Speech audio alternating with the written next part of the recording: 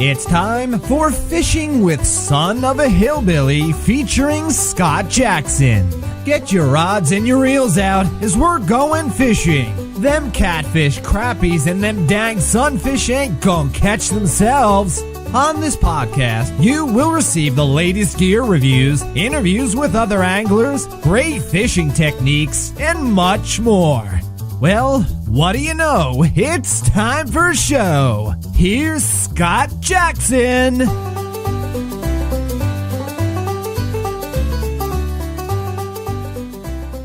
Hi, and welcome to Fishing with Son of a Hillbilly. I'm your host, Scott Jackson, and this is episode 1. And what we're going to talk about today is a little bit about why I call it Son of a Hillbilly. I am a son of a hillbilly. My father is Wtih Jackson, and he has passed on, but his memory still remains very strong with me.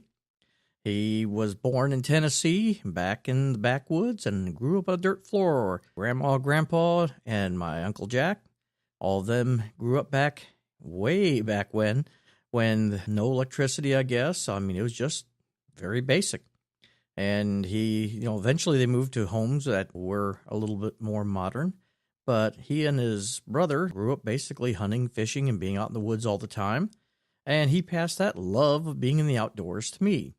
And I absolutely love fishing. I love getting out and casting a line, catching some big fish. And he taught me a lot of his different techniques when he was growing up. So that's basically why I call myself the son of a hillbilly. And this show is going to help you with your fishing adventures. That's the whole idea. And the topic we're going to talk about today is one of the most important things you need to do is to find a place to frickin' fish. It's just that simple. Get on out there and catch fish. You can't do it in the parking lot, that's for sure. I've lived in Illinois, I've lived in Wisconsin, Minnesota, Georgia. I visited Florida and New York. My grandparents on my mom's side lived in upstate New York. Tennessee, too. I didn't put Tennessee down, but Tennessee is another place that, of course, that I've fished and visited because that's where my dad grew up and that's where Grandpa Jackson was at. And I've found places to fish in all those different areas. I mean, there's all different types of waters that you can find in your local areas. There's lagoons, there's ponds, big ponds, small ponds, lakes, rivers, streams, oceans, strip mines, borrow pits. You name it. There's some type of water out there that you can find some fish in. I haven't lived in a large city yet that hasn't had some type of small community park or some other area that has a pond or a lagoon in it that you can go fishing. Now, a lot of those are dedicated towards kids fishing, but not all of them. And I have found tons of really, really good spots and locations that I can fish. I start with the first time that I ever was in a community pond or lake, and that was back when I grew up in Peoria, Illinois. There was a place there called Glen Oak Park, and they had a lagoon in it, so it was called, of course, the Glen Oak Park Lagoon. And I was around 8 or 9 years old at that time, and my dad was taking me out fishing, and I was fishing with a basic cane pole, a string. I believe I was using a nut or something similar to that, a nut or a bolt as a sinker, and a hook, and I had a worm on it. And it's cold. I mean, it's a chilly day that day, but my dad took me out. If I remember right, that's one of my very, very, very first fishing memories that I had. And I had that old cane pole out in the water, and I have my hands in my coat. I'm shivering, and, my teeth are chattering, but boy, I still want to sit out there fishing because I saw some other people catching fish. I'm staring at that pole. Next thing I know, that pole takes off like a rocket ship out into the water. It just disappears, and I'm just standing there open mouth. I'm like, Dad said, "Oh, I think you got one, son." And one of the people standing down from us had a regular rod and reel outfit and cast it out there and hooked that pole and pulled it on in. And I pulled myself in probably about a 4 to 5 pound carp. And with that light little cane pole that I was using, that didn't even notice that the cane pole was attached to it. But I got it on in. I was so proud of that fish. I'm holding it up and stuff. And I guess it was a pretty popular day because one of the local reporters for the Peoria Journal-Star were down at the lake and was taking photos and stuff, and he came up and took a picture of me holding that carp up. And a little blurb appeared in the paper talking about how Glen Oak Park Lagoon is a really big hit with families and kids, and had my picture there, and I'm holding up the carp, and they misspelled my dad's name in the article, but hey, we are just happy and proud of it just the same. A few days later, I received a little memo from our local state senator and I'm sure it was one of his staff that cut this out and sent it to me, but said he saw me in the paper and wanted to thank me on my catch of the big fish. And boy, I was so proud. That got me hooked. I mean, I was hooked line and sinker with fishing. So right there is an example. My dad saw this thing in a paper about the lagoon, and he wanted to get me out there, get me started fishing, and he thought it'd be a nice, safe place for me to go. It was a nice manicured type of area.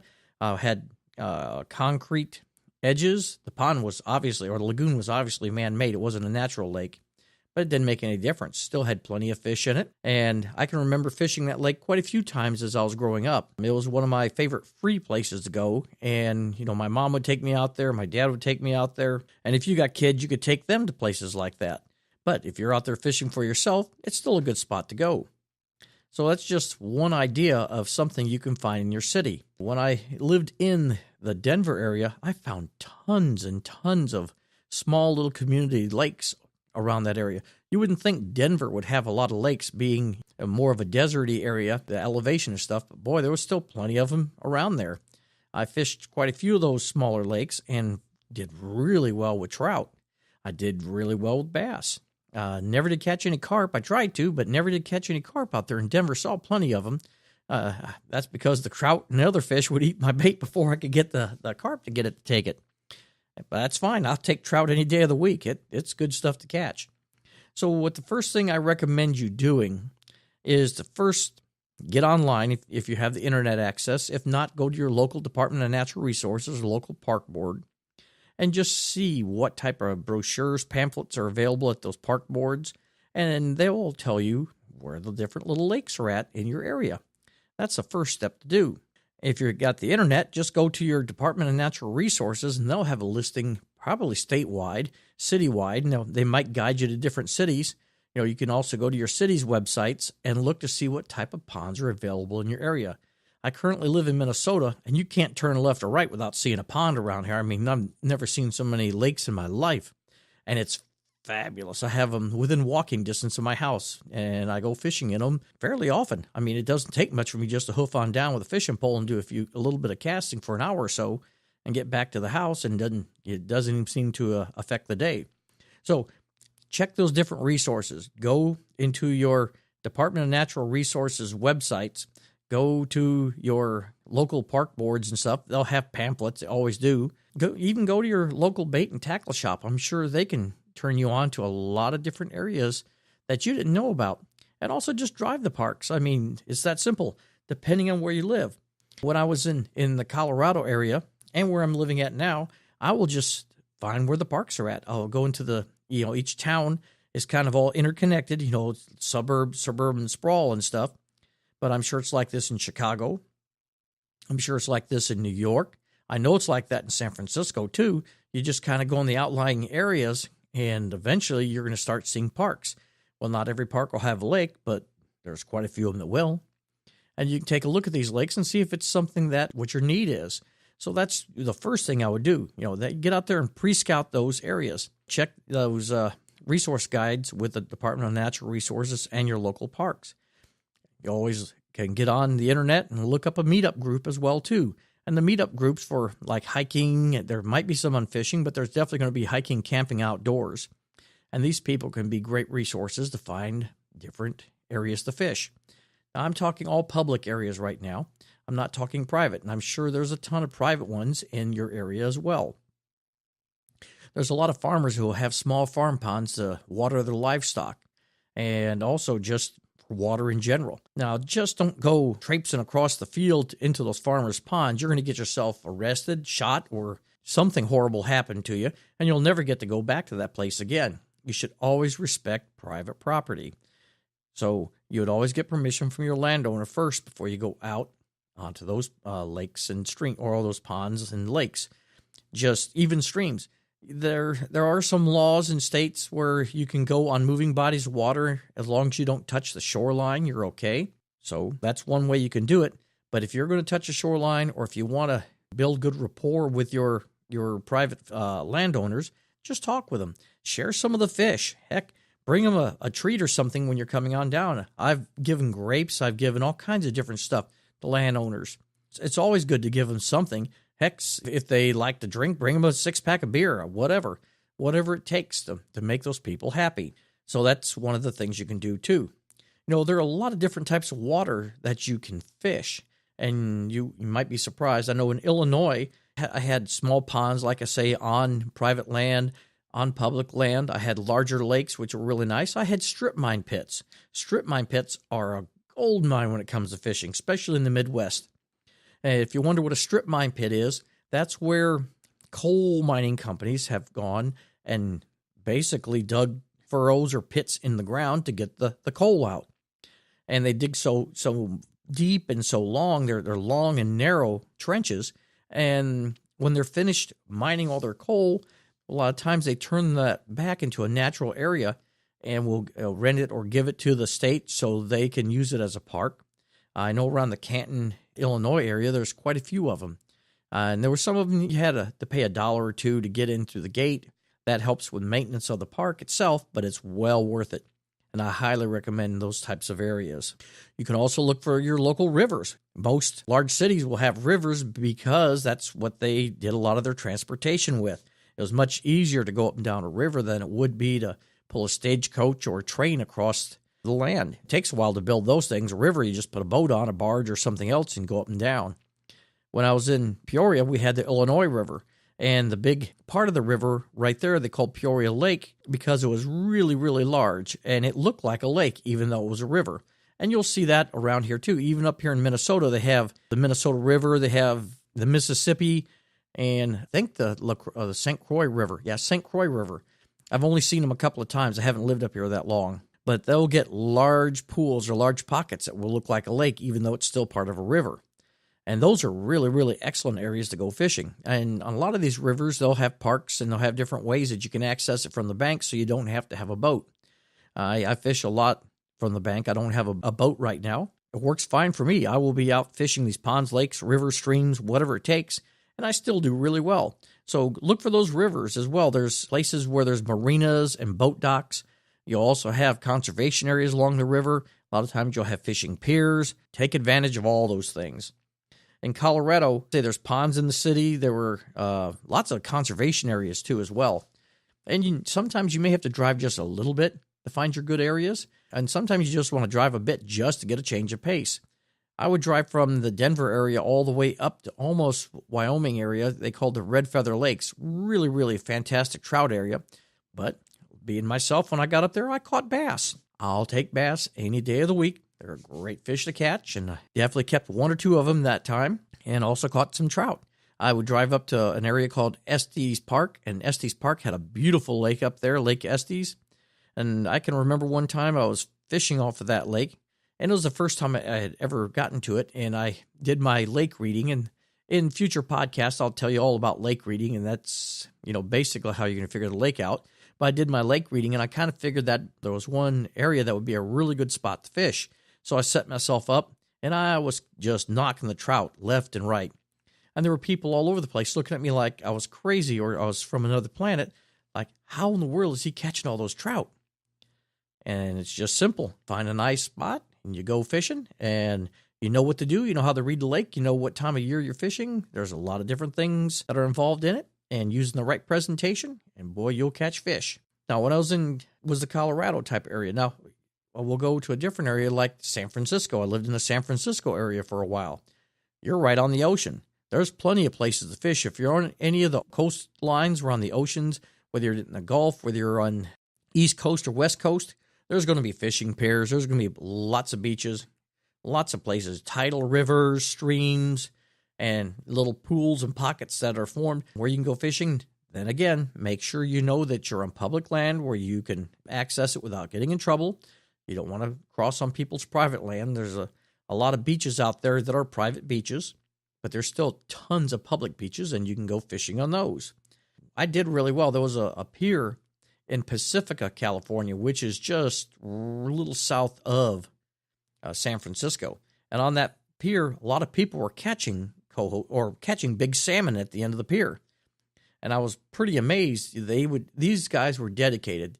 I mean, they were out there just almost like 24/7, almost like they slept out there. And they were geared for bear, basically. and they would catch these big salmon.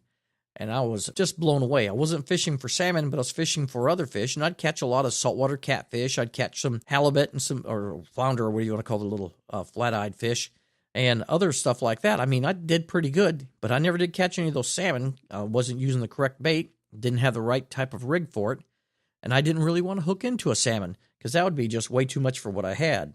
But that goes to show you that fishing from the bank or pier, you don't need a boat, and you can still catch really big fish. I mean, some of these fish were over 2 feet long, these people were pulling in, and the pier was way up in the air, and they had an intricate system of nets that they would lower down on ropes. So when they got that fish, they get it up to the surface, lower that net down, and get it stuck in the net, and then haul it on up. It almost looked like a crab net that they would catch them in, but it worked very, very well. And I'll also talk about Georgia. I lived in Georgia for a while. I was actually stationed down there in the military. And, of course, I have the East Coast to fish from. And that East Coast, I caught lots of sand shark.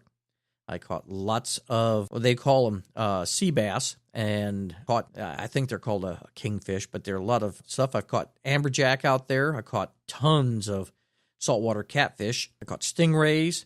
I mean, just, you name it, I caught tons of fish out there. And that's all fishing from the bank or off of a bridge.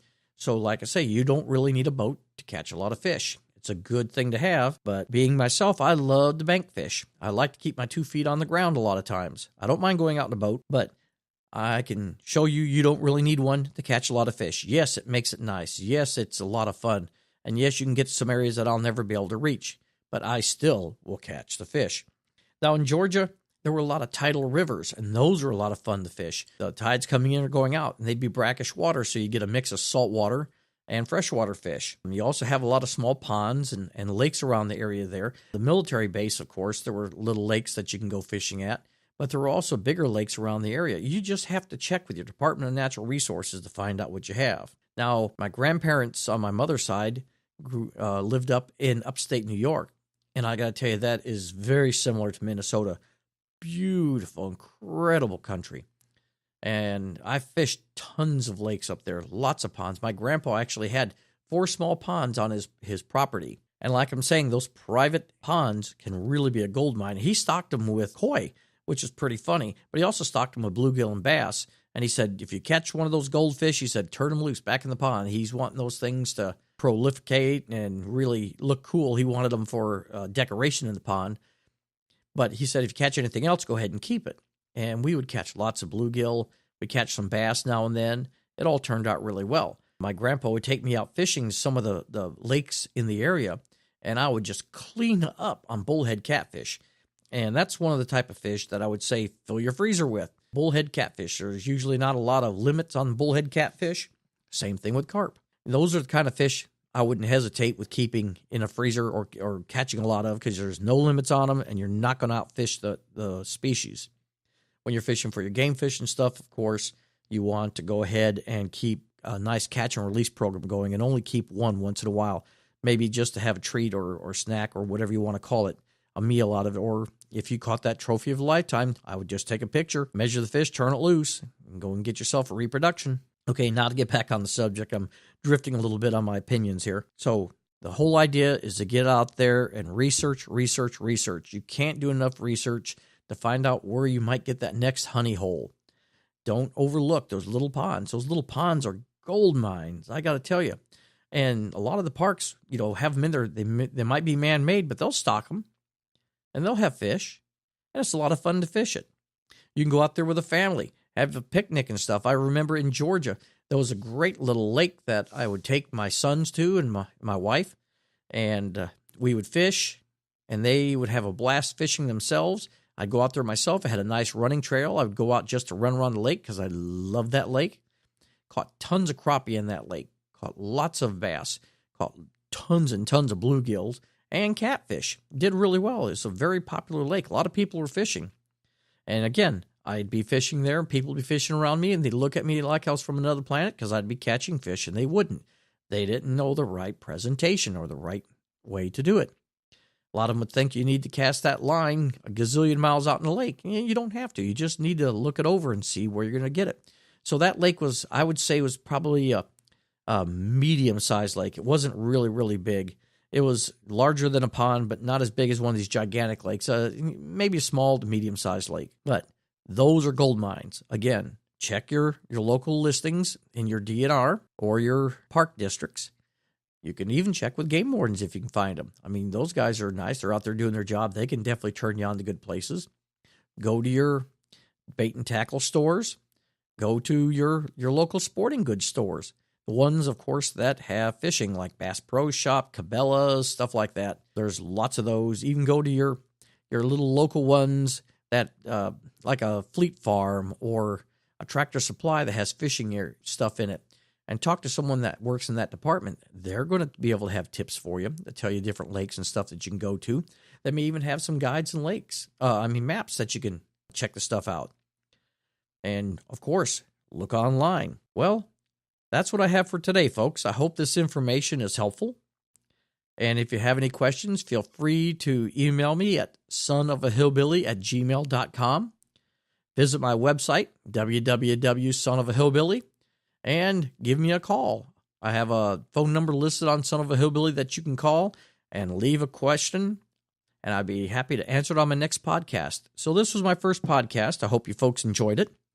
It's a little short for my very first one, but I just basically wanted to cover and tell you to get out there, research, look around, check out, do reconnaissance. That's the word I was trying to think of, reconnaissance. Reconnaissance for your fishing areas. Get yourself a little book. Write down the addresses. Write down what type of lake it is. Get yourself organized so you'll know, hey, I know that Blue Lake has a bunch of catfish in it. I want to go fish for those big blues. Small Lake has some bluegills. Hey, this is a good spot if I want to fill up on bluegills. Write down what people recommend. When you go into those sporting goods stores, keep yourself that little book outside. Write down or even take it in with you. Write down what their suggestions are. Write down what species that they've heard been catching. When you walk into these big sporting goods stores like Sportsman's Warehouse and Cabela's and Bass Pro Shop, a lot of times they have a bragging wall up front. Even Fleet Farm will have it. And I'll look at that bragging wall. I'll see what lake they were at. And if it's one that I have never heard of, I'll write that down. And you could even carry yourself a small little portable audio recorder if you want, so you could talk it. But writing it down is just as good. All you need is one of those little tiny paper notebooks, the little ones you can stick in your pocket. You don't need anything big. You can always transfer it over to something later. That way you create your own history or your own guidebook of where you want to go. It's that plain, that simple. You can use it to map out what areas and stuff that you want to hit for what time period you have. Maybe you have all day. I'm going to go fishing at the big lake. Maybe I got a weekend to go fishing. I'm going to go drive a bit of distance. I only have an hour to kill after work. I just want to get out for a little bit. Then you pick that small lake in the city. So it just depends on what you're fishing for, what time you have, what time of year it is, what species you're looking for, and all that stuff. Create that book. You'll get that all taken care of. And you'll be very happy that you did. It will be one resource that you'll never forget. Well, I know I said I was leaving, but I'm going to go ahead and sign off now. Keep fishing. Until next time, hey folks, hope you catch a big one. This is Scott, Son of a Hillbilly, and this is Fishing with Son of a Hillbilly. Till next time, have a great day. Well, thank you for listening today, folks. If you want any more information about fishing, gear reviews, outdoor adventures, photography, you name it, just check out my website, www.sonofahillbilly.com, or drop me an email, sonofahillbilly@gmail.com, or you can actually call and leave me a voicemail message. You can call 320-634-6658. Go ahead and leave your voicemail message. I will answer it on this podcast. So till next time, folks, I hope you're out there catching lots of fish, having lots of fun, and a good time. Yee-haw! Scott, Son of a Hillbilly, saying goodbye for now. See y'all later.